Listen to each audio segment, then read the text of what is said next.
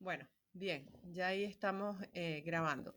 Bien, chicos, entonces ahora sí vamos a dar inicio a la clase de hoy. Como les mencionaba, vamos a terminar lo que falta de aparato circulatorio, perdón, y vamos a ver el tema de antibióticos.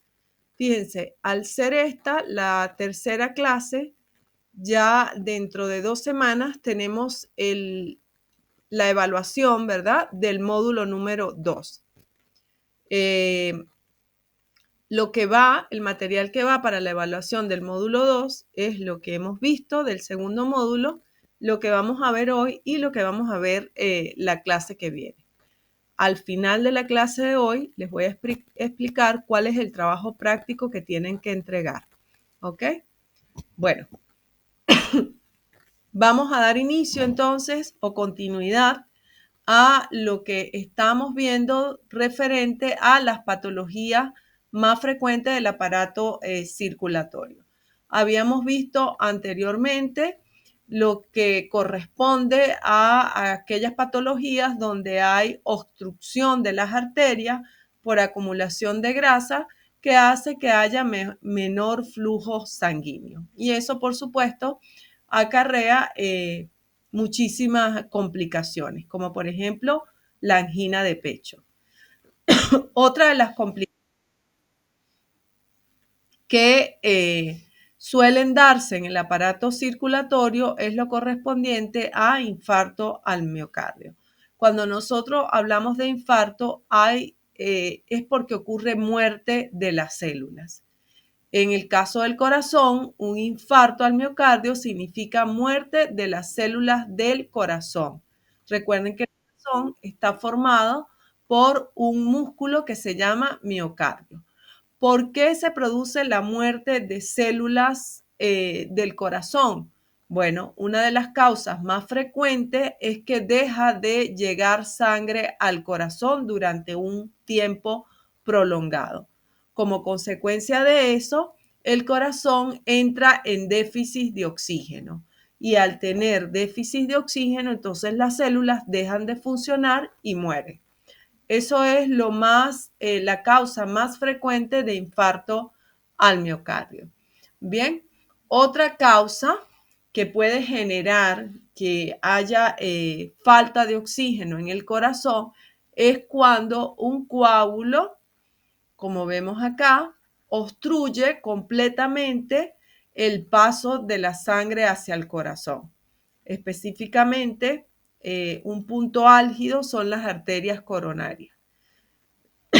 Si hay obstrucción a nivel de las arterias coronarias, va a haber un infarto al miocardio, ¿sí? Y recuerden que esto ocurre porque no hay suficiente oxígeno para que las células del corazón puedan funcionar y el paciente se mantenga con vida.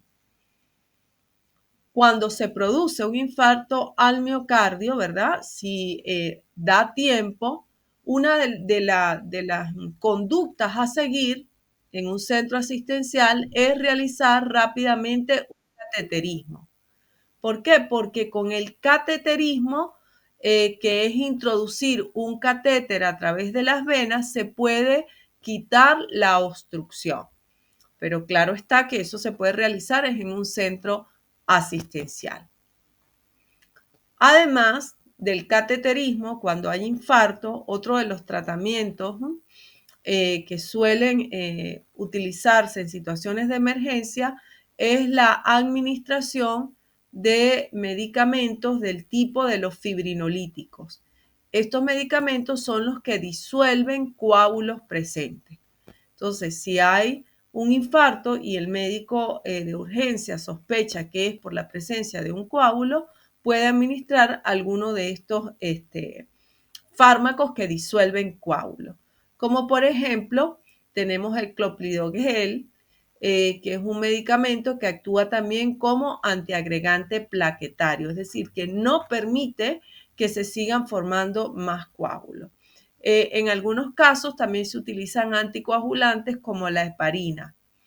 Esto es para evitar que el coágulo crezca más de tamaño y, por supuesto, al no crecer, no va a obstruir una porción mayor de la arteria coronaria.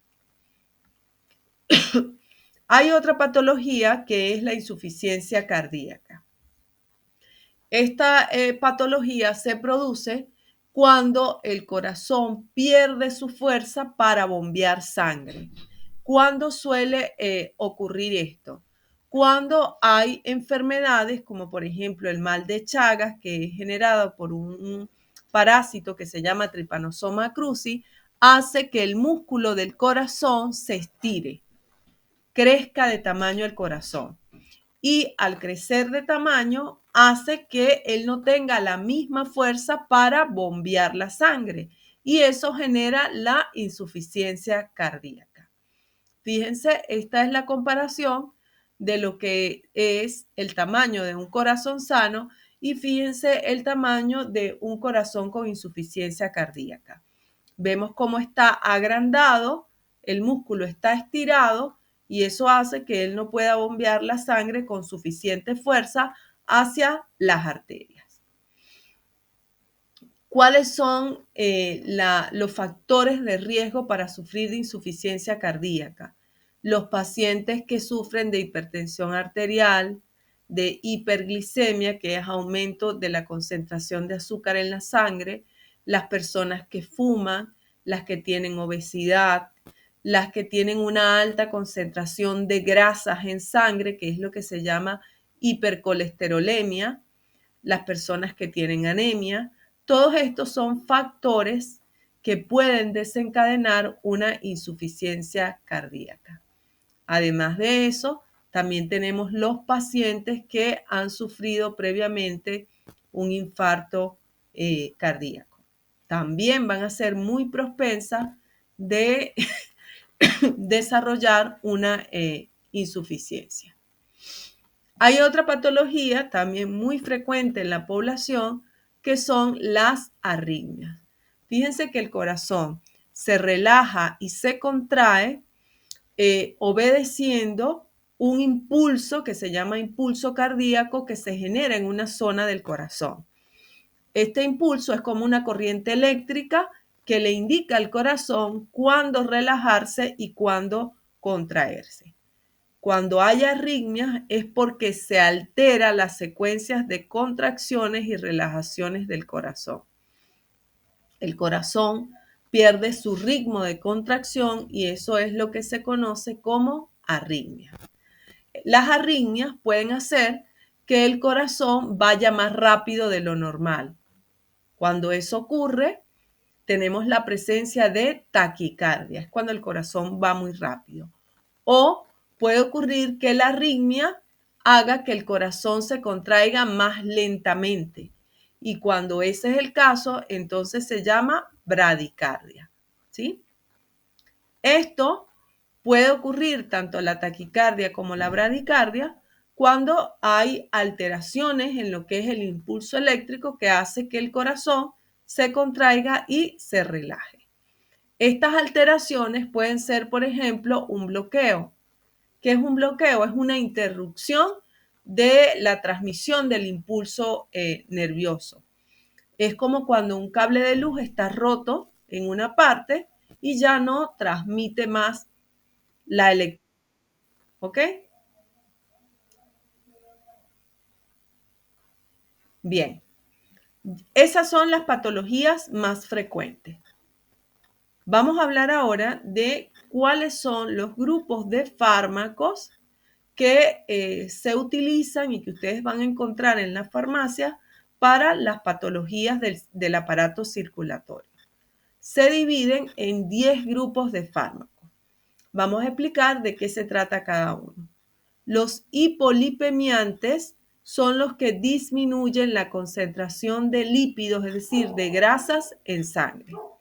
Los beta bloqueantes son aquellos que actúan a nivel de unos receptores que hacen que se transmita el impulso nervioso.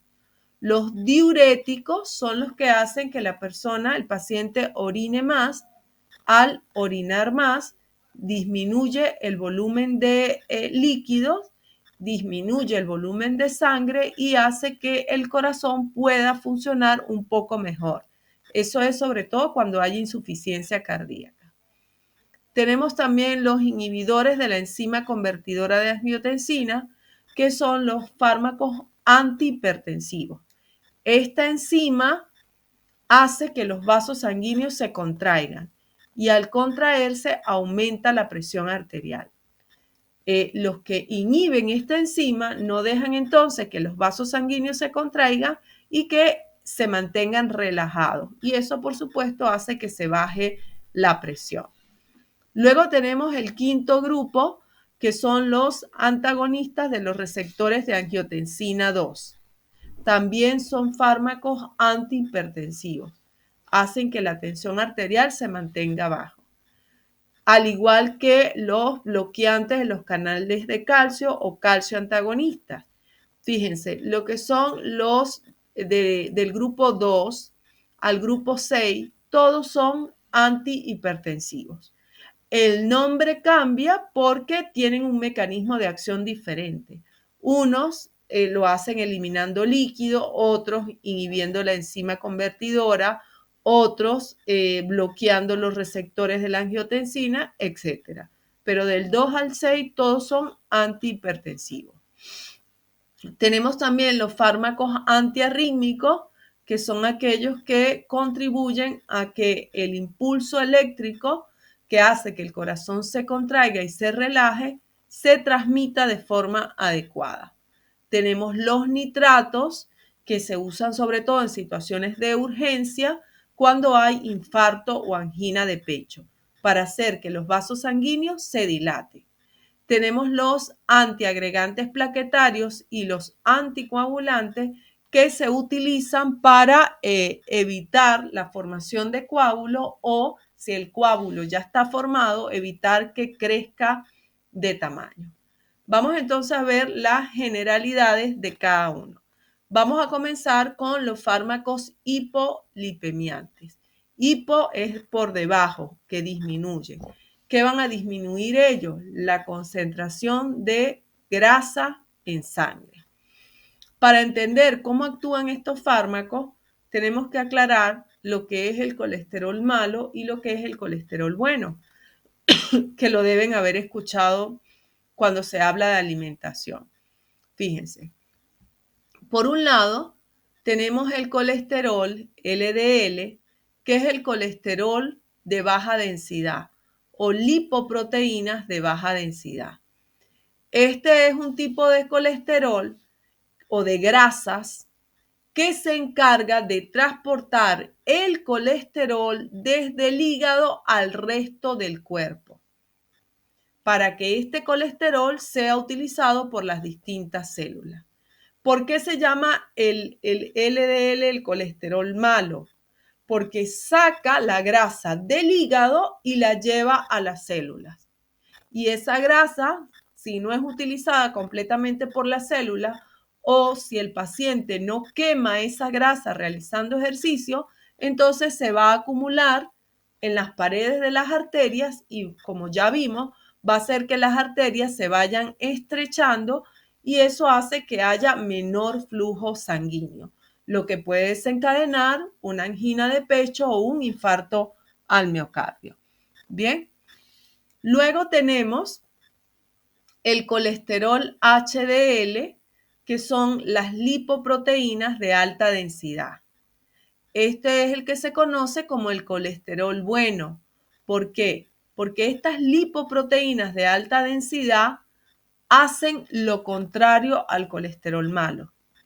Es decir, el HDL transporta el colesterol desde los tejidos hacia el hígado.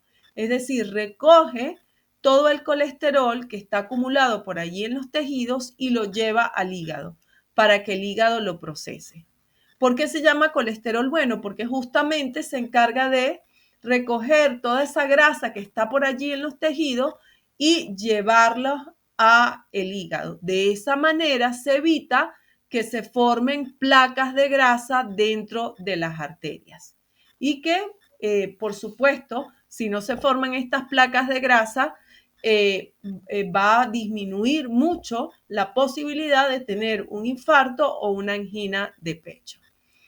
Aquí tenemos este círculo de distribución de los alimentos donde vamos a tener los alimentos clasificados según el tipo de colesterol o de grasa que nos aporte.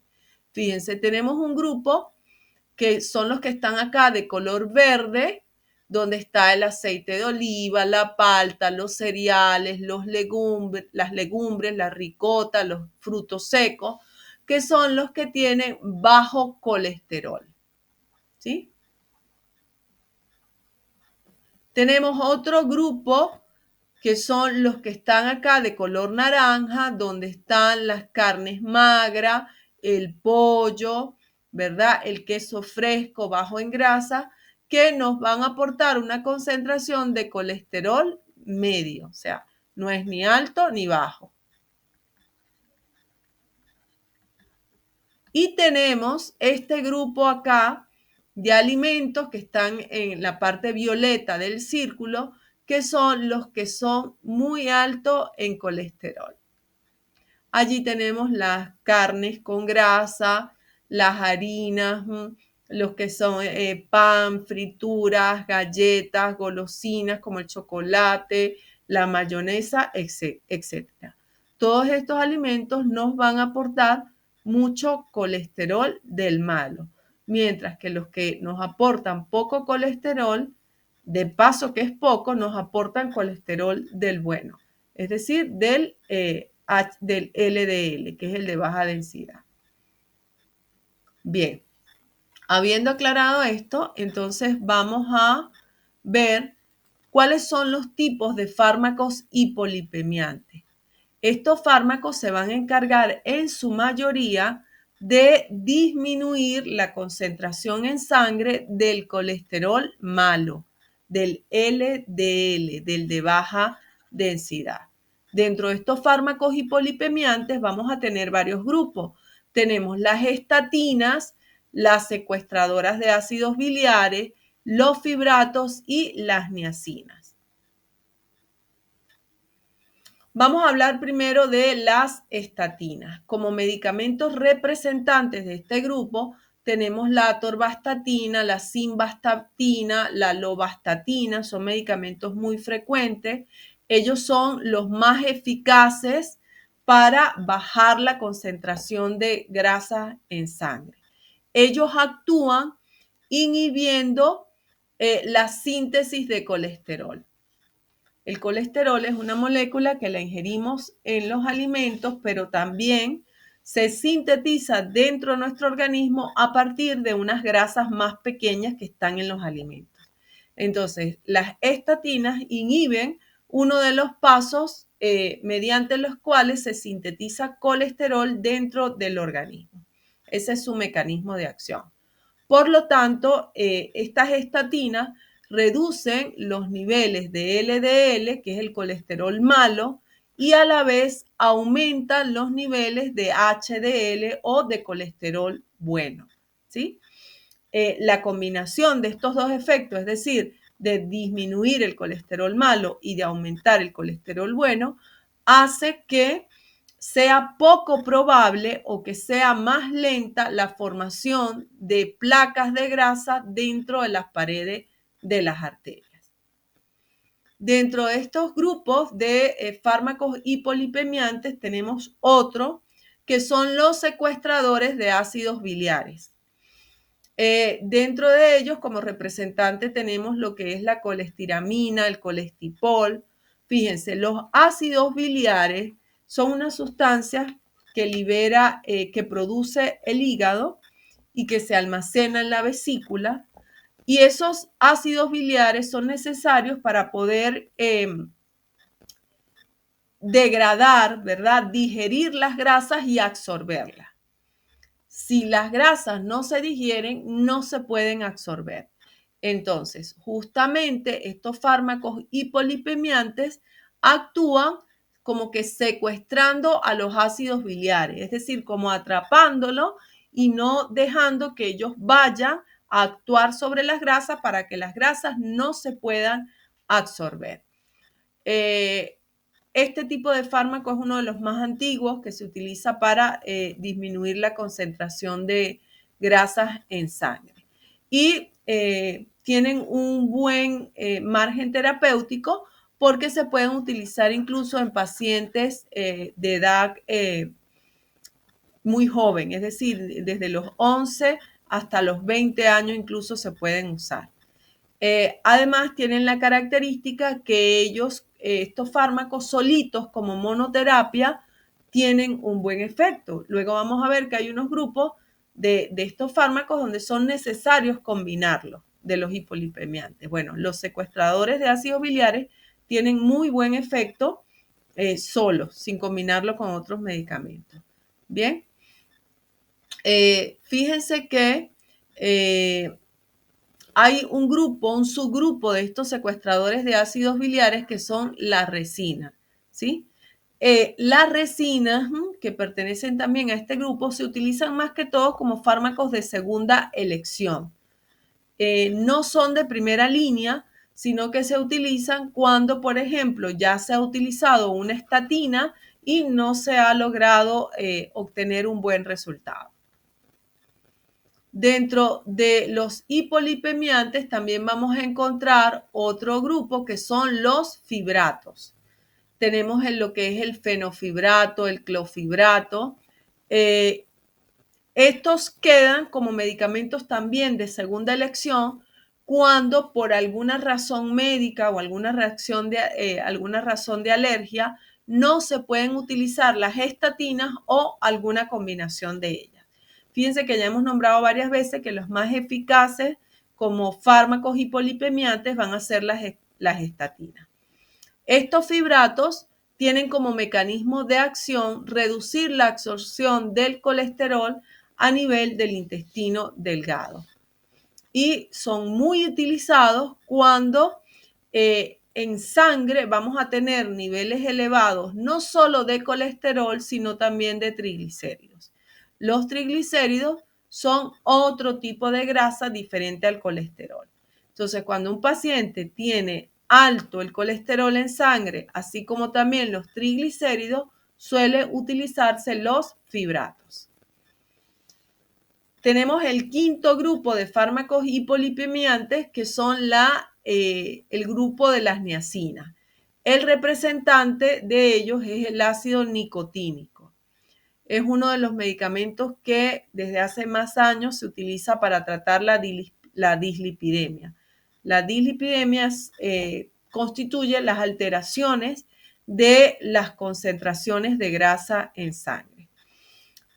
Las niacinas tienen la ventaja que se pueden usar de manera favorable cuando están alterados varios tipos de lípidos en sangre.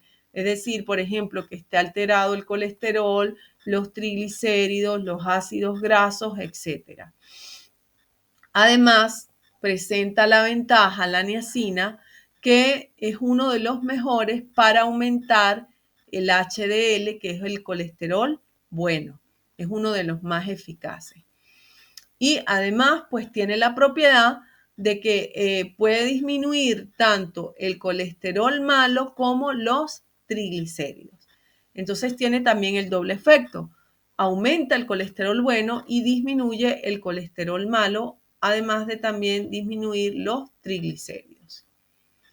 Bien, esto es en cuanto a los fármacos hipolipemiantes, los que actúan en el aparato circulatorio disminuyendo la concentración de grasas en sangre.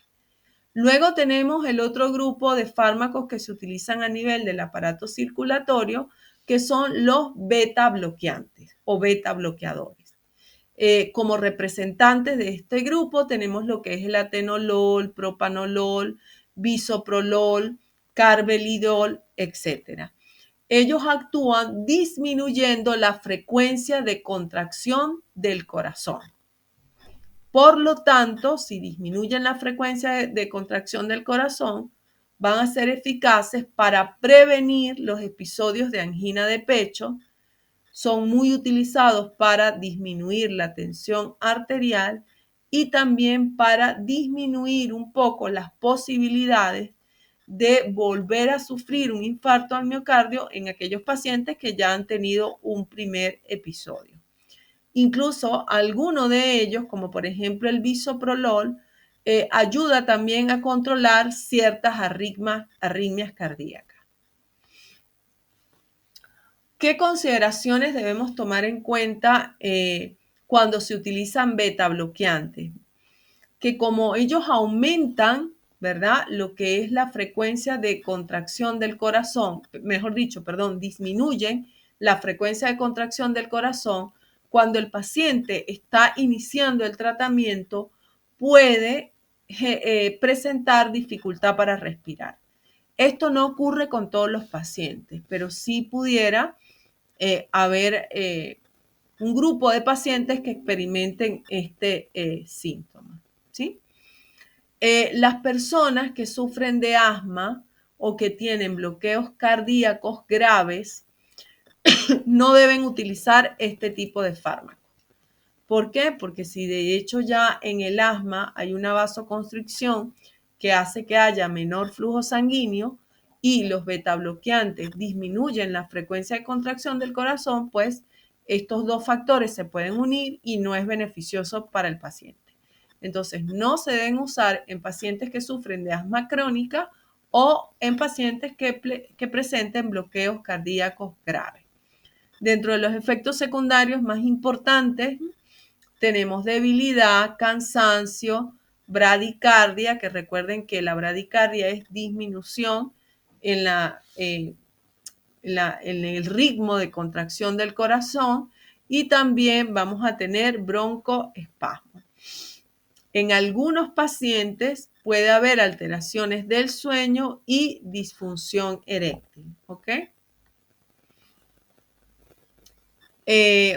Otra consideración importante es que los pacientes que ya vienen tomando desde hace algún tiempo algún beta bloqueante, como por ejemplo el atenolol, no se recomienda interrumpir repentinamente el tratamiento.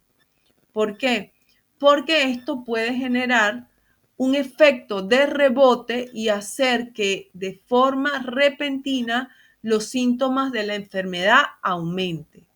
Y esto va a hacer que aumente la frecuencia y la intensidad de los episodios de angina de pecho.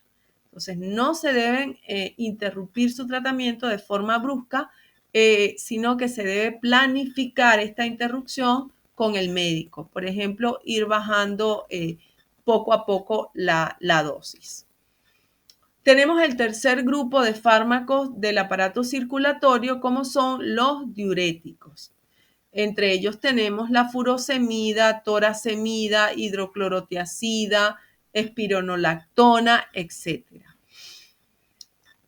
Fíjense, los diuréticos son fármacos que van a contribuir a que el paciente orine más, ¿ok? Al orinar más, va a aumentar la eliminación de agua, y el agua trae consigo sal, que tiene sodio, potasio y otras sustancias. El sodio es un mineral que logra arrastrar agua, que logra retener. Entonces, si yo estoy eliminando a través de la orina agua con sodio y con potasio, disminuye el volumen de sangre que el corazón tiene que manejar, por lo tanto hay menos retención de líquido en el cuerpo y también disminuye la tensión arterial. ¿Cuál es la recomendación que debemos darle a los pacientes que toman diuréticos? Que lo tomen por la mañana o al mediodía, pero no en la cena, para que no tenga que levantarse a orinar.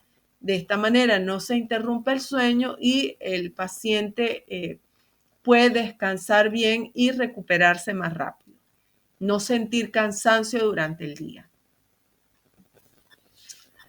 Los diuréticos tienen algunos efectos secundarios. Por ejemplo, lo que es cansancio, porque cuando se orina mucho, también se eliminan muchos minerales que son necesarios para mantenerse enérgico. Puede haber alteraciones a nivel del riñón, se pueden modificar algunos componentes de la sangre. ¿Por qué?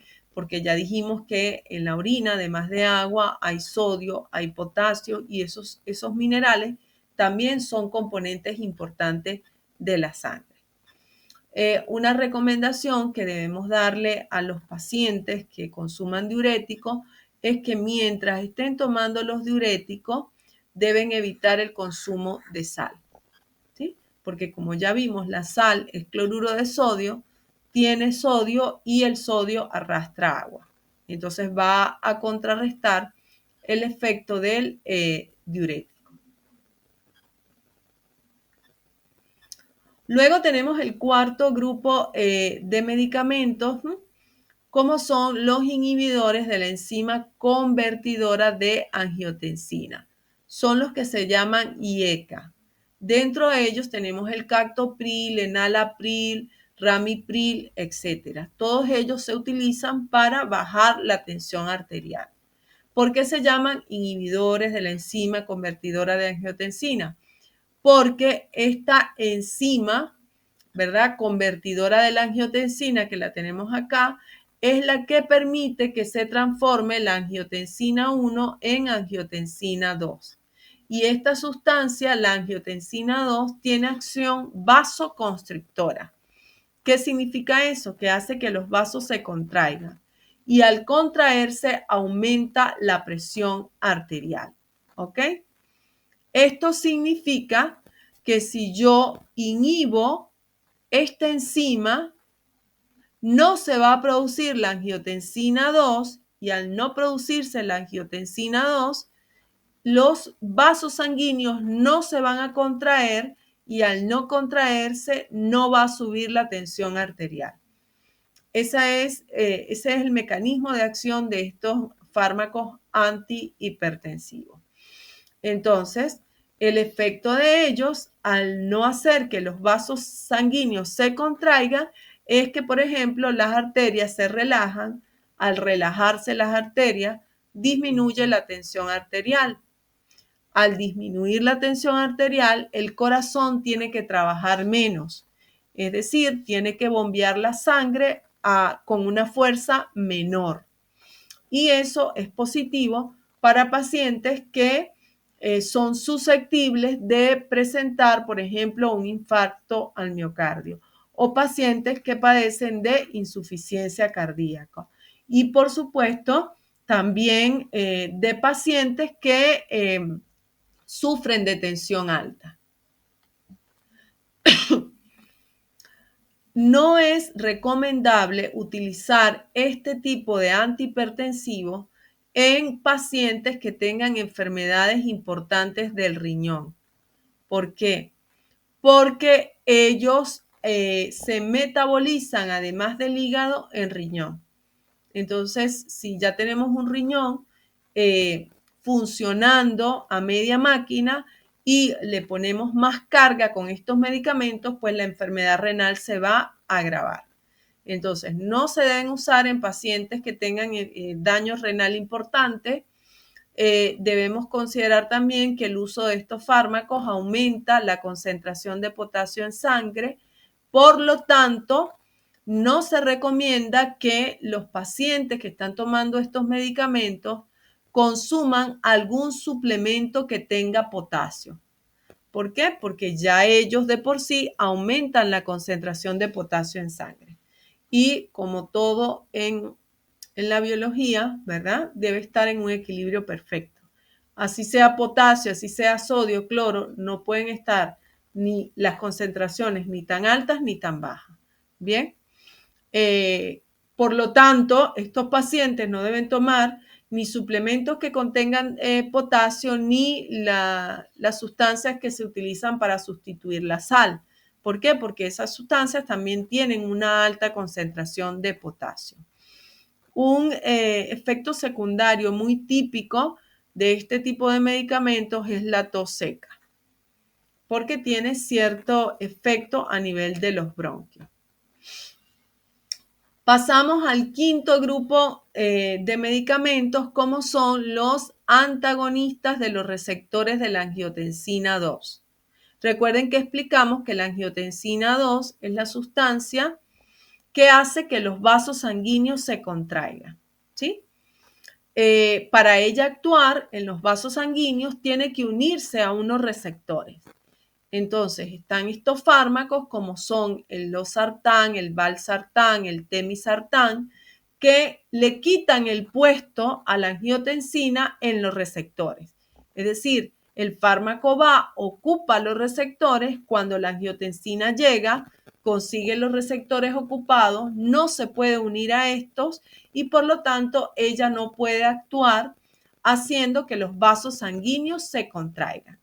Y al no contraerse, esto contribuye a que haya disminución de la presión arterial. Estos fármacos suelen conocerse con las siglas de ARA, ¿sí? ¿Por qué? Porque son antagonistas de los receptores de la angiotensina 2. Bien, por su mecanismo de acción tienen beneficios y también efectos secundarios muy parecidos a los que vimos anteriormente, que son los inhibidores de la enzima convertidora de angiotensina, que son los que se llaman IECA, ¿sí?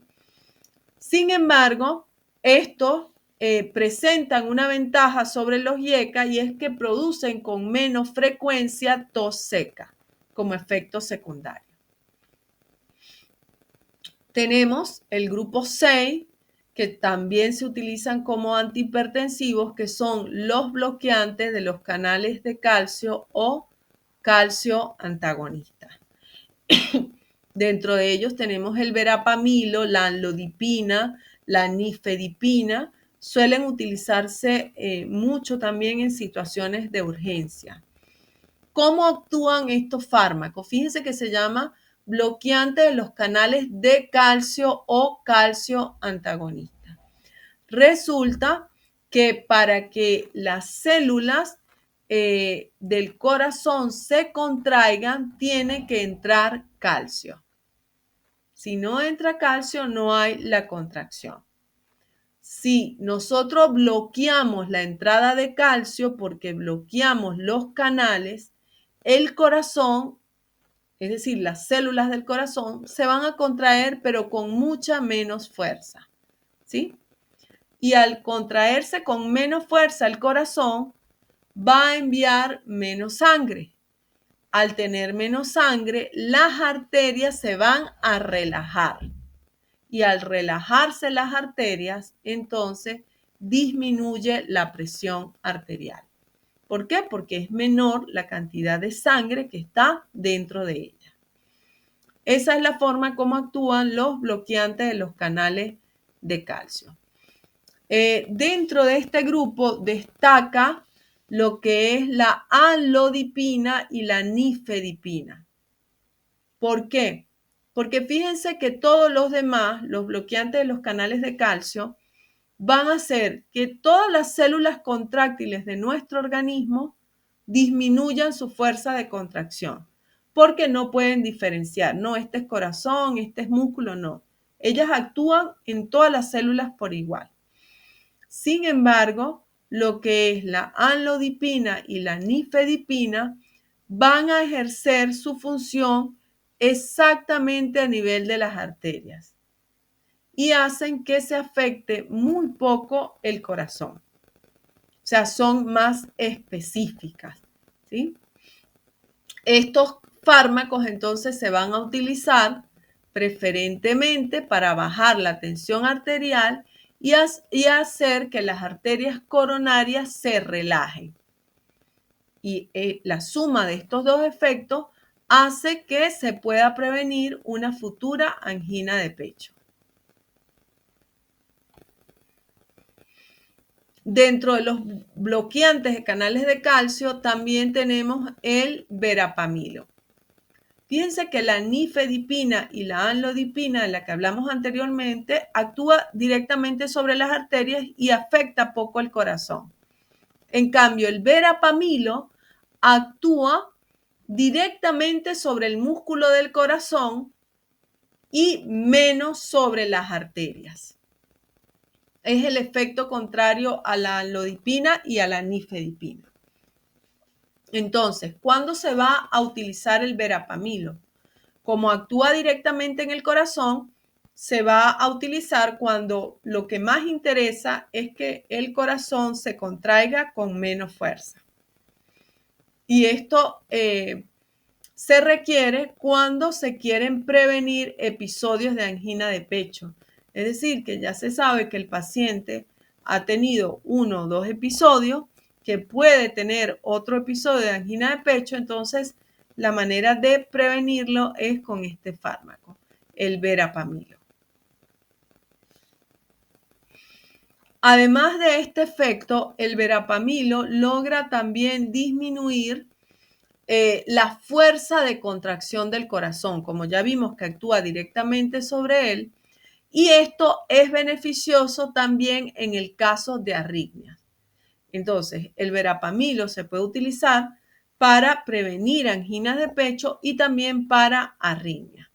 En general, todos los bloqueantes en los canales de calcio tienen como principales usos disminuir la tensión arterial, prevenir episodios de angina de pecho y también se utilizan para el tratamiento de arritmia cuando se necesita disminuir la fuerza de contracción del corazón. Estos fármacos, con todas las ventajas que tienen, presentan a su vez una desventaja. Es un efecto secundario característico de ellos y es la inflamación que produce a nivel de los tobillos, de los pies y la parte baja de las piernas. Bien, cuando un paciente experimenta este efecto secundario, inmediatamente se debe suspender el fármaco.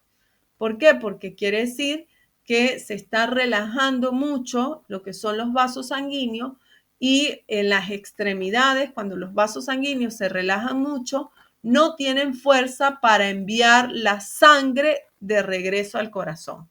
Entonces empieza a haber esta inflamación a nivel de las extremidades inferiores.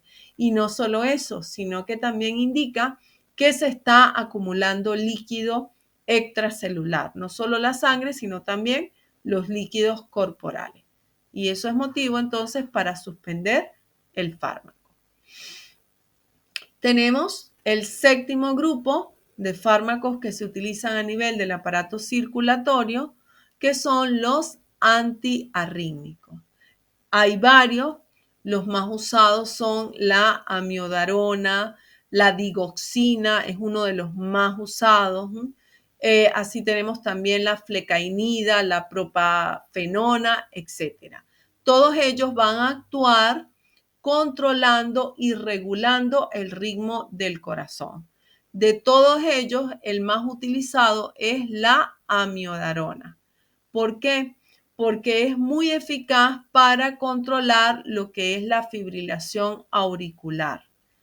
La aurícula, como vimos en la clase de la semana pasada, es uno de los compartimientos, de los 4 compartimientos que tiene el corazón. Recordemos que el corazón, supónganse, es como esto, tiene 4 compartimientos. Aurícula derecha, aurícula izquierda, ventrículo derecho, ventrículo izquierdo. Entonces, cuando hay alteración en la contracción a nivel de acá de las aurículas, eso es lo que se llama fibrilación auricular.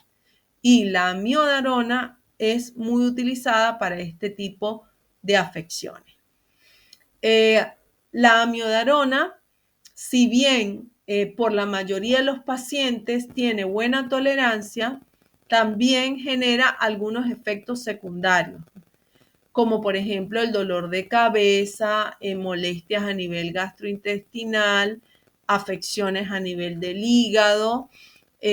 También puede producir molestias a nivel de los ojos, como resequedad, problemas para respirar a nivel de los pulmones, etc. ¿Por qué? Porque, pues bueno, no solo afecta lo que es la transmisión del impulso eléctrico para que el corazón se contraiga, sino que puede también a nivel de los nervios interrumpir la transmisión del impulso nervioso y eso va a generar todos estos efectos secundarios. La amiodarona también tiene la particularidad que aumenta la sensibilidad de la piel a los efectos del sol. Por lo tanto, aquellos pacientes que toman de forma crónica amiodarona deben evitar exponerse al sol porque le pueden salir manchas en la piel. Y si tiene que exponerse al sol, debe usar protección solar para evitar la aparición de manchas. Dijimos que aparte de la amiodarona, tengo también la digoxina como uno de los antiarrítmicos más utilizados. El mecanismo de acción de la digoxina es aumentando la fuerza de contracción del corazón, ¿sí? Aumenta la fuerza, pero a la vez disminuye la frecuencia. ¿Qué quiere decir eso? Que el corazón se contrae con más fuerza, pero un poco más lento. Y eso puede ser beneficioso cuando tenemos arritmias que aceleran la frecuencia de contracción del corazón. Entonces, este tipo de fármaco antiarrítmico, como es la digoxina, se va a utilizar para disminuir la frecuencia cardíaca, también cuando hay una fibrilación auricular. Bien, hay que tener claro que la mayoría de antiarrítmicos no van a curar la arritmia, ¿sí? La arritmia no se va a curar. Lo que hace es controlar un poco el ritmo con el que se contrae el corazón, ¿sí? Y al controlar un poco, el paciente se siente mejor, pero no hay antiarrítmico que logre completamente recuperar el ritmo normal del corazón. Luego tenemos otro grupo que son los nitratos. Allí tenemos lo que es la nitroglicerina, el isosorbide, que viene como mononitrato y como dinitrato. Los nitratos actúan muy rápidamente relajando las arterias y las venas del cuerpo, ¿sí? Por lo tanto, si nosotros tenemos una arteria como esta, fíjense que está tapada por la formación de placas de grasa, puede ser que llegue un momento en que la arteria esté tan tapada que no deje pasar sangre y que se produzca entonces o una angina de pecho o un infarto al miocardio. En estas situaciones de urgencia, los nitratos actúan rápidamente haciendo que las arterias y las venas se relajen. Y al relajarse aumenta el espacio disponible para que pase la sangre. Bien, por lo tanto, el uso principal de los nitratos es para la prevención y el tratamiento de los episodios de angina de pecho. Ese es su principal uso. Vienen unas presentaciones de nitratos sublinguales que se colocan debajo de la lengua, se disuelven rápido y en cuestión de minutos ya se observa el efecto terapéutico. Bien, bueno, además de lo que es la presentación como pastillas sublinguales, tenemos también la nitroglicerina que viene en forma de parches. Esto se utiliza en pacientes que tienen mucha probabilidad de sufrir una angina de pecho. Entonces, estos parches se colocan en la piel y ellos durante todo el día van a estar liberando concentraciones adecuadas de nitroglicerina y esto va a hacer que que las arterias del paciente se relajen y que haya poca probabilidad de que sufra una angina de pecho o un infarto al miocardio. También viene la nitroglicerina por vía oral, es decir, para que llegue al estómago, otra que es la sublingual para que se disuelva debajo de la lengua y otra presentación que son los parches transdérmicos, donde la nitroglicerina se va liberando poco a poco a través de la piel. ¿Qué sucede si tenemos un episodio de angina de pecho que ya ha comenzado? Bien, es en ese caso donde se necesita una acción muy rápida de los nitratos. Y viene entonces la presentación sublingual y también viene una presentación en spray que también se coloca debajo de la lengua. Entonces es o una tabletica, un comprimido que se disuelve rápido, o viene también un spray de nitroglicerina que se coloca en el área sublingual.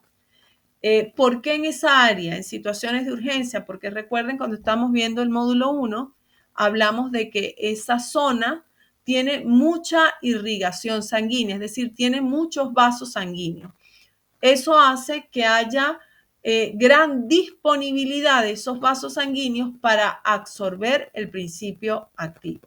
Bien, entonces cuando se coloca el spray debajo de la lengua o los comprimidos sublinguales, en unos pocos minutos ya el principio activo se absorbe y se observa el efecto terapéutico, que es que las arterias se relajen y disminuya la probabilidad de una angina de pecho o de un infarto al miocardio. ¿Cuál es el principal efecto secundario de los nitratos? Pues que se produce luego de su uso, durante algunos días, dolor de cabeza. Bien, ¿por qué? Porque como los nitratos hacen que las arterias se relajen, al relajarse las arterias, disminuye el volumen de sangre. Al disminuir el volumen de sangre, disminuye también el aporte de oxígeno a las células y el cuerpo tiene que acostumbrarse a que va a tener menos oxígeno disponible. Entonces, esa disminución en la cantidad de oxígeno lo que hace que se genere el dolor de cabeza, porque hay a nivel de las células del sistema nervioso que está en el cerebro una menor concentración de oxígeno.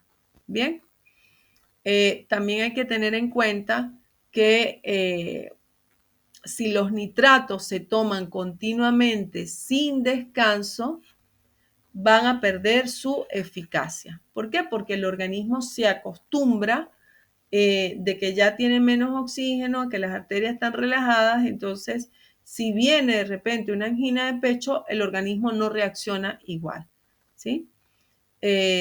Así que los médicos, cuando es necesario tomarlo por un largo tiempo, ellos establecen un patrón de descanso cada ciertos días para evitar que el organismo se acostumbre. Bien. Es importante, ustedes como futuros auxiliares de farmacia, que tengan claro que los pacientes, ¿verdad?, que estén tomando estos nitratos para prevenir angina de pecho no deben consumir Viagra o cualquier otro medicamento que se utilice para la impotencia sexual. ¿Por qué? Porque el mecanismo de acción de los nitratos es muy parecido al mecanismo de acción de los fármacos como el Viagra. Entonces, si se acumulan los dos mecanismos de acción, el paciente puede colapsar porque vamos a tener una disminución de la tensión arterial exagerada, ¿sí? Entonces, no se debe consumir Viagra si ya el paciente está tomando alguno de estos medicamentos de forma crónica. Bien. Hay algunas presentaciones de ellos que vienen en forma de pastillas con liberación prolongada, y este tipo de presentación se va a tomar una sola vez durante el día en el desayuno. Mientras que vienen otras pastillas que no son de liberación prolongada y entonces hay que tomarla cada 6 horas. Tenemos luego el noveno grupo de fármacos del aparato circulatorio, como son los antiagregantes plaquetarios. Estos son los que evitan la formación de coágulos. Allí tenemos uno muy conocido como la aspirina, que lo utilizamos como analgésico y antiinflamatorio, pero que también es bueno para prevenir la formación de coágulos. Tenemos también el triflusal, el clopidogrel. Todos ellos actúan activando las plaquetas. Recordemos que las plaquetas son unas células que están en la sangre, que son las que inician la formación de los coágulos. ¿Ok? Entonces ellos inhiben la activación de estas plaquetas, por lo tanto disminuye la probabilidad de que se forme algún coágulo. Recordemos que estos coágulos son perjudiciales porque pueden obstruir arterias y venas y esto hace que disminuya el flujo sanguíneo hacia órganos, principalmente hacia el corazón. Fíjense, acá está representado qué sucede si hay la obstrucción de una arteria. Bien, si hay la obstrucción, el flujo de sangre disminuye, las células de esa parte del cuerpo no reciben el suficiente oxígeno y entonces esas células mueren. Y al morir se genera lo que se conoce con el nombre de infarto. Nosotros solemos relacionar infarto solo al corazón, pero puede haber infarto de cualquier órgano de nuestro cuerpo. Infarto es que las células mueren por falta de oxígeno. Entonces puede haber infarto a nivel del intestino, del corazón, etc. Cualquier tipo de célula que se quede sin oxígeno puede sufrir un infarto. Los antiagregantes plaquetarios son muy utilizados porque recuerden que los coágulos pueden quedarse allí donde se formaron o también pueden viajar, desplazarse a través de los vasos sanguíneos y alojarse en otro sitio del cuerpo. Es decir, que pueden llegar a distancias muy lejanas de donde se formaron. Por eso los antiagregantes plaquetarios son beneficiosos porque ellos van a actuar en cualquier sitio que se encuentre el coágulo. En cuanto a las similitudes entre ellos, tenemos que la aspirina, ¿sí?, y el triflusal son antiagregantes plaquetarios que tienen efecto similar, ¿sí? Actúan de la misma forma. Resulta, ¿verdad?, que debemos recordar que los AINES, entre los que se encuentra la aspirina, generan muchas afecciones gastrointestinales. O sea, son muy agresivos con la mucosa gástrica. Hay pacientes que ya de por sí tienen tendencia a sufrir úlceras duodenales o úlceras gástricas. Entonces, en ese tipo de pacientes no se recomienda utilizar la aspirina. Allí es donde toma importancia el clopidogrel. ¿Por qué? Porque él tiene la misma acción de la aspirina, pero no daña el tejido gástrico. Entonces, en aquellos pacientes que no puedan tomar la aspirina, se les sustituye con este fármaco que es el clopidogrel. Fíjense que suele también utilizarse este medicamento en aquellos pacientes que han sufrido una implantación de un stent. Los stents son unos dispositivos que se colocan dentro de las venas y las arterias cuando están tapadas y han colapsado, ¿sí? Se realiza una pequeña intervención quirúrgica, es muy sencilla la intervención, donde se introducen estos dispositivos que son los stents. Los stents son como unas piecitas que se abren dentro de las arterias y hace que la arteria permanezca abierta. Como el stent es un dispositivo ajeno a nuestro organismo, puede ser que alrededor de él empiecen a acumularse plaquetas para formar un coágulo. Entonces, cuando el paciente ha tenido implantación de este tipo de dispositivo, suele administrársele clopidogrel para evitar que alrededor del stent se formen coágulos. De todos ellos, la aspirina es el antiagregante más utilizado. Sin embargo, recuerden que si el paciente tiene tendencia a sufrir molestias gastrointestinales, no se recomienda la aspirina. Como antiagregante plaquetario, la dosis utilizada de la aspirina es entre 100 y 300 miligramos.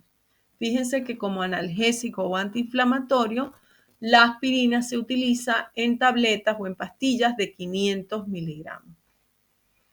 Como todos los antiagregantes plaquetarios que evitan la formación del coágulo, la aspirina va a presentar un efecto secundario importante, que es que el paciente puede experimentar sangrado, por ejemplo, sangrado por la nariz, sensibilidad de las encías cuando se cepilla y puede sangrar. ¿Por qué? Porque todos estos antiagregantes plaquetarios hacen que la sangre esté mucho más líquida de lo normal. Entonces, cualquier herida, cualquier pequeña ruptura hace de una vez que salga mucha sangre. ¿Ok? Aquí está lo que ya les había mencionado, que la aspirina produce daño de la mucosa gástrica, de la mucosa del estómago. Y tenemos el último grupo, que son los anticoagulantes. ¿Sí? Allí tenemos como representante la heparina. La heparina viene en varias presentaciones. Tenemos la heparina sódica, la heparina de bajo peso molecular, tenemos también el acenocumarol. Todos ellos, ¿verdad? Son fármacos que evitan la formación del coágulo. Cuando nosotros tenemos alguna herida o cuando dentro de los vasos sanguíneos se queda allí atrapado un grupo de células sanguíneas, entonces allí actúan las plaquetas. ¿Qué hacen las plaquetas? Las plaquetas se acumulan en el sitio afectado y forman un agregado de una proteína llamada fibrina. Y ese grumo de fibrina es lo que tapona la herida y forma el coágulo, ¿sí? Eso es lo que el mecanismo normal de coagulación. ¿Qué van a hacer los anticoagulantes? Ellos inhiben la formación de esta sustancia que es la fibrina. Y al no haber fibrina, entonces no se produce la formación del coágulo.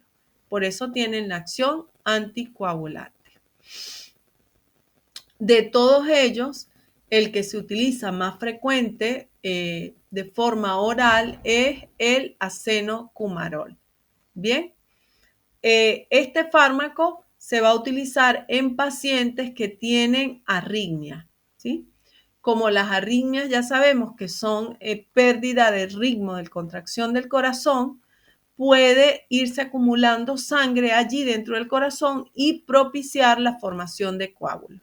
Por eso estos pacientes se protegen con un anticoagulante para evitar que se formen coágulos dentro del corazón.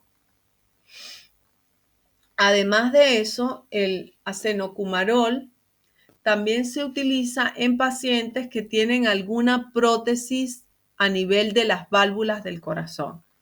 Como las prótesis de válvulas son metálicas, alrededor de ellas, como el metal también es una sustancia extraña al organismo, alrededor de ellas se pueden acumular plaquetas buscando formar un coágulo. Entonces, para evitar esa formación de coágulo en las prótesis metálicas, se utiliza también el acenocumarol. Todos estos anticoagulantes, el acenocumarol, la heparina, la aspirina, suelen utilizarse también. Bueno, la aspirina, recuerden que actúa como antiagregante plaquetario, ¿no?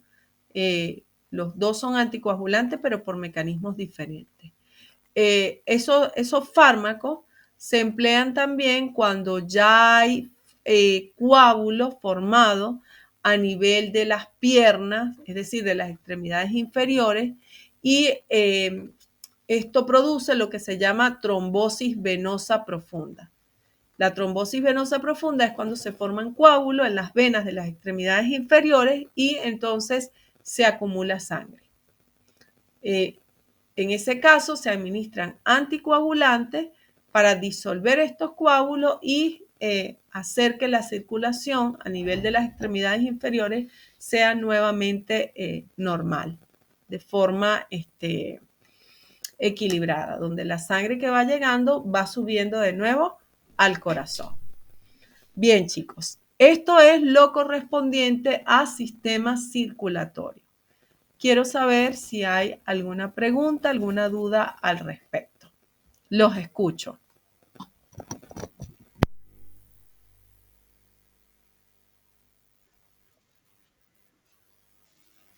Hola, saludos.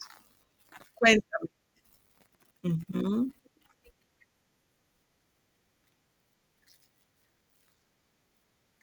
Sí, al final de la clase vamos a explicar el trabajo práctico. Ajá. Dale, sí, al final va a estar Anaí. Son unas preguntas que les voy a mandar a investigar. Ahí van a quedar en la clase y van a quedar también en el PDF. ¿Sí? Ah, bueno, genial, genial. Eh, ¿Alguna otra consulta antes de iniciar la segunda parte? ¿No? Bueno, vamos a detener esta grabación